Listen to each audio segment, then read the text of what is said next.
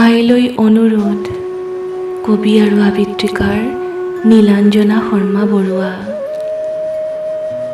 আইও মোক তোৰ গৰ্ভতে লুকাই থাকিবলৈ দে, মোক নৰকখনত গৰ্ভস্থ নকৰিবি আই। মই যে ছোৱালী, হৰিণাৰ দৰে মোৰ মঙহে বৈৰী। ভোকাটোৰ ৰাম কুকুৰবোৰৰ ভোকৰ আহাৰ হ'বলৈ মোক ডাঙৰ হ'বলৈ নিদিবি আই, নিদিবি। প্ৰিয়ংকা অথবা তামিনী হ'বলৈ মোৰ যে অকণো মন নাই।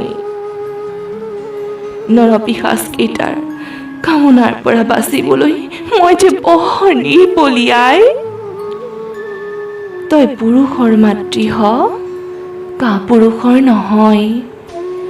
পাপিষ্ঠ নৰপিশাচবোৰক তই গৰ্ভতে নিপাত কৰ, নহলে